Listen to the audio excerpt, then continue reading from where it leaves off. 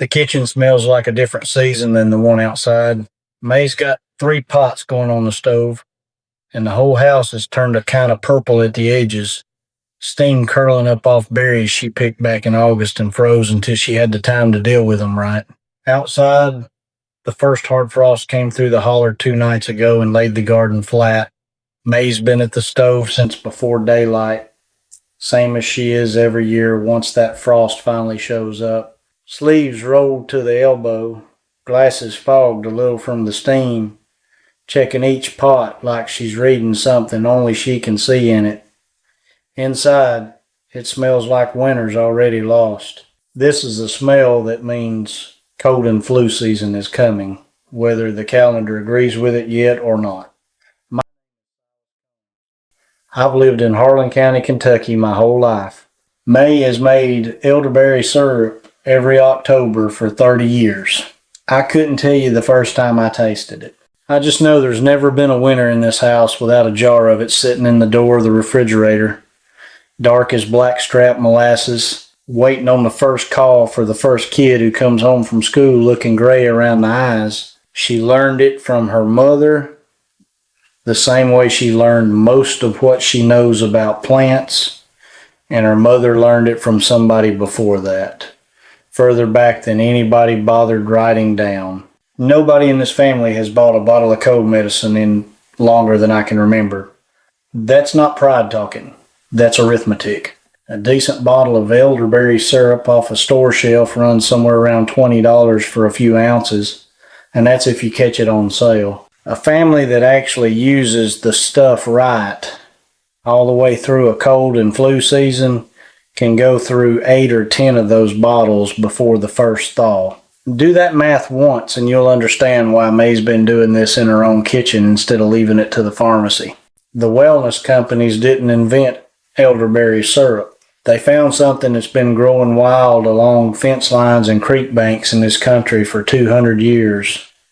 Put it in a nice bottle with a flower on the label and started charging $25 for what used to cost a Saturday afternoon and a little sugar.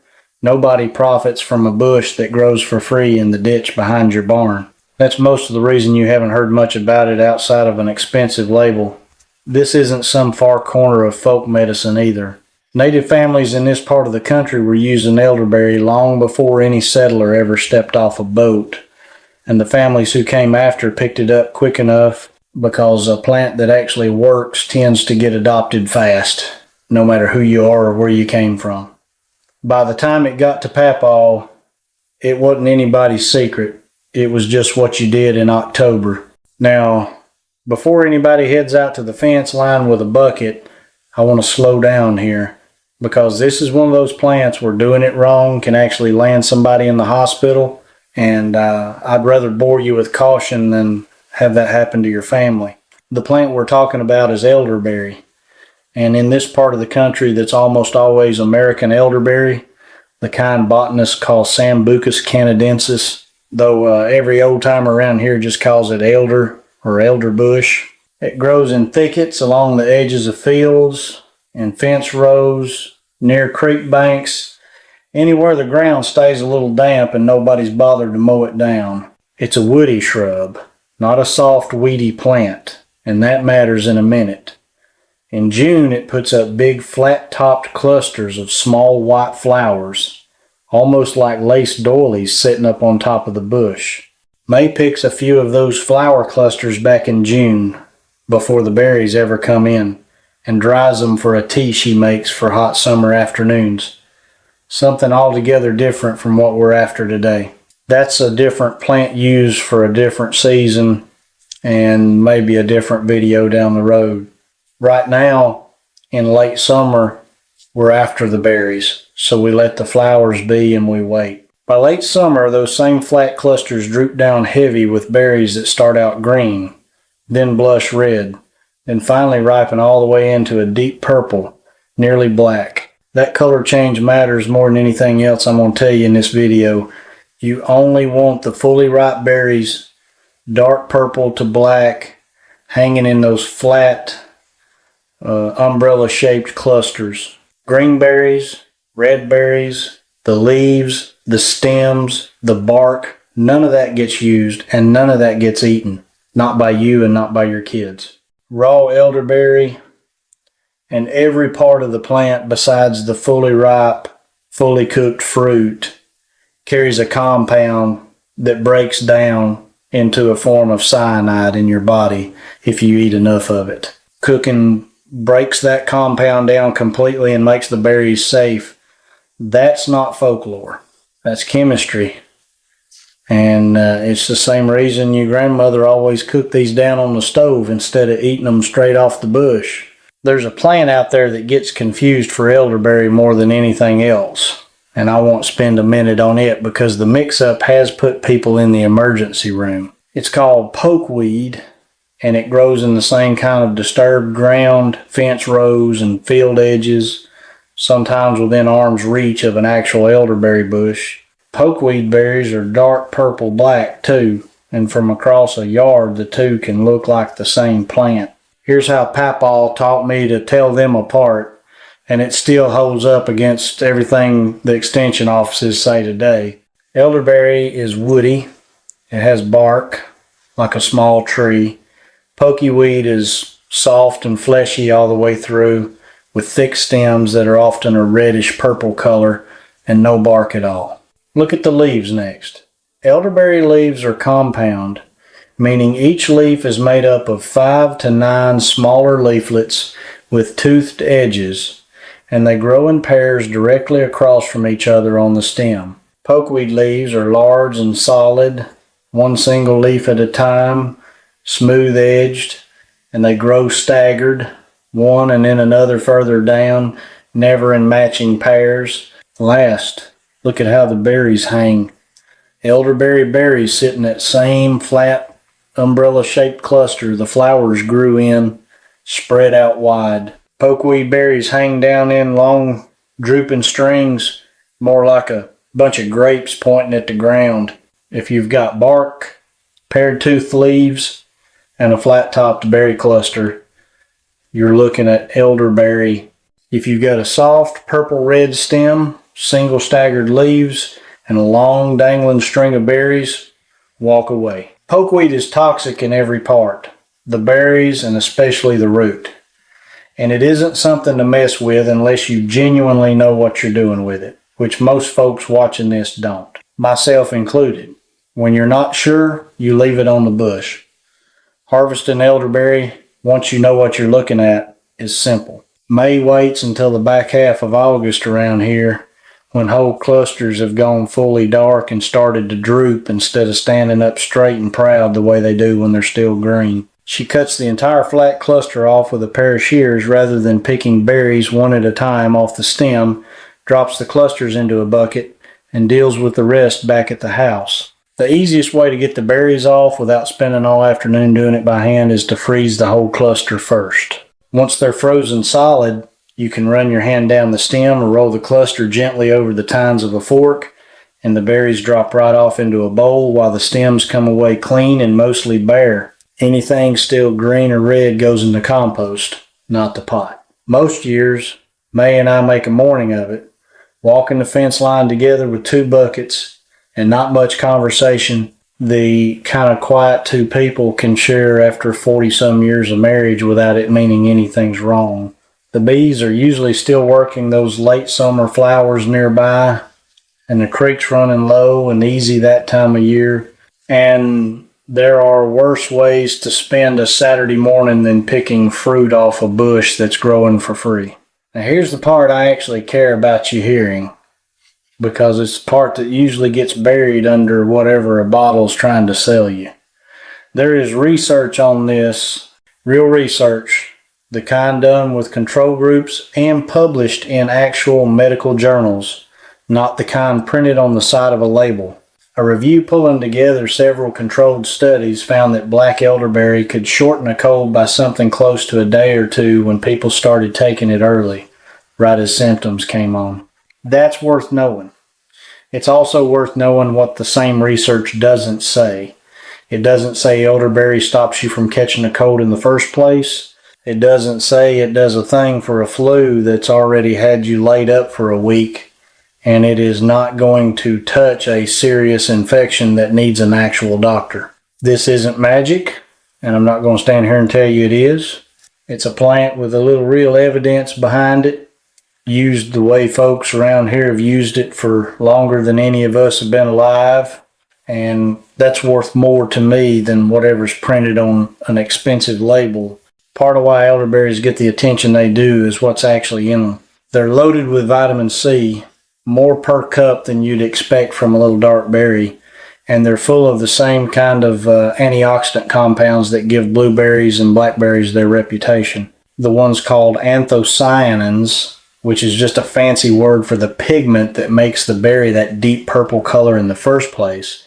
None of that is a cure for anything. It's just a genuinely useful little fruit sitting in a fence row that most folks drive past without a second look. Now let's make the syrup the way May's been making it in this kitchen for 30 Octobers running. You'll need about 2 cups of fresh ripe elderberries with the stems removed, or 1 cup of dried elderberries if that's what you've got put up from a previous year. Put the berries in a pot with about 4 cups of water, bring it up to a boil, then drop it down to a low simmer. May always adds a cinnamon stick and a few whole cloves right here, sometimes a thick slice of fresh ginger if anybody in the house has already started in with a scratchy throat. None of that is required. It's just what her mother did, and it tastes like it.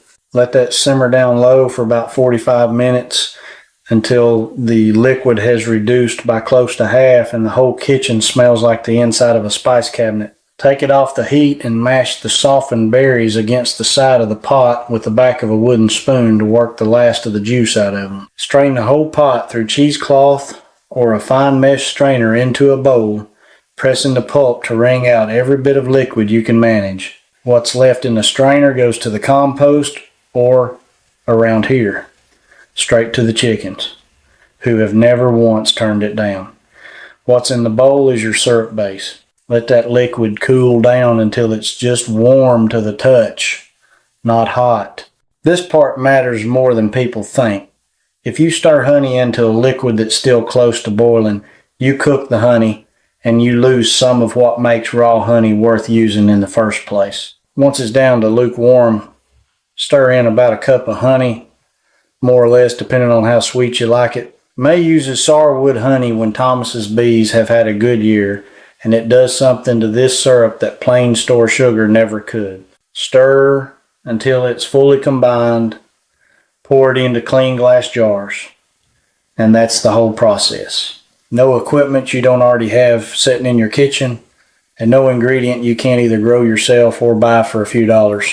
If your bush has had a good year and you end up with more berries than one batch can use, this recipe scales up just fine. Double the berries, double the water, double the honey, and you've got enough to get a family through the whole season with jars to spare for Thomas's family next door or for a neighbor whose own bushes didn't come in as heavy this year. May's been known to put up a dozen jars some Octobers, more than we could ever use ourselves, and there's never been a jar that went to waste. As for taking it, there's no official dose, and I'm not going to stand here and pretend there is. What May does, and what her mother did before her, is a spoonful a day through the worst stretch of cold and flu season as a kind of insurance, and several spoonfuls spaced through the day the moment somebody in this house starts to feel something coming on. It tastes good too, which matters more than folks give it credit for. A spoonful of something that actually tastes like syrup goes down a lot easier with a sick kid than a spoonful of whatever's bitter and pink at the pharmacy. And that makes the whole thing more likely to actually get used instead of left in the cabinet. If you're dealing with young children, talk to somebody who actually knows your child before giving them anything, including this. And if anybody in your house is running a real fever, having real trouble breathing, or just isn't getting better after a few days, this is not the time to be stubborn about it.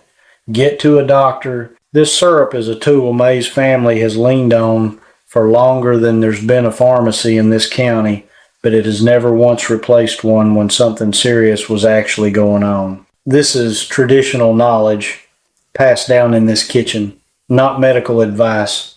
And I'd rather say that plainly than have somebody mistake a jar of syrup for an actual diagnosis. If you're pregnant, nursing, or taking regular medication, talk to your doctor before adding this in, the same as you would with anything else. Stored in a refrigerator, this syrup keeps for a couple of months without any trouble. If you want it to last the whole season and into the next one, pour it into ice cube trays, freeze it solid, and pop the cubes into a freezer bag once they've set. 1 cube thawed out is about a dose, and it'll hold the better part of a year stored that way. May labels every jar with the date before it goes in the door of the refrigerator or down to the root cellar, same as she labels everything else she puts up. There's something satisfying about going down those cellar steps in February, deep in the worst of winter, and finding a jar of something you made back when it was still warm enough to work outside without a coat. My daughter called from Lexington last week and asked me what I take for a cough. I told her. She'd never heard of any of it. Her medicine cabinet cost her something close to $300 a year between the cough syrups and the lozenges and whatever the pharmacy's pushing that particular month. May's whole setup cost about what a cup of honey and a bag of sugar runs at the store, plus whatever time it takes to walk the fence line in August.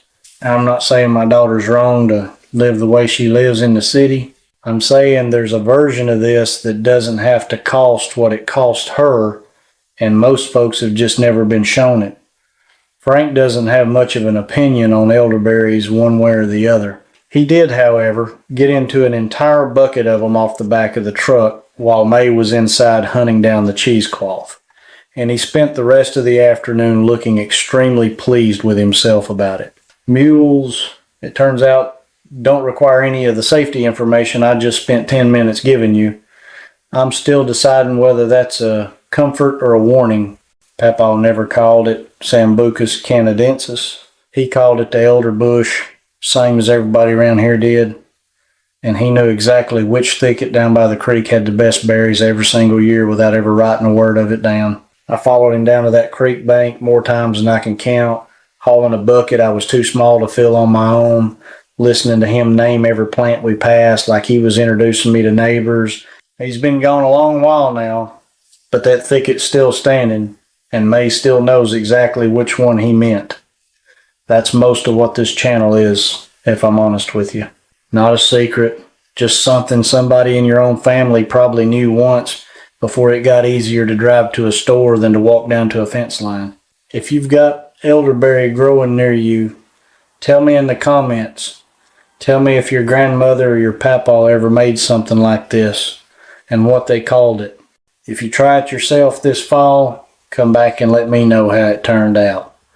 Subscribe if you want more of this. New video every few days. None of it will cost you much. I'll see you down the road.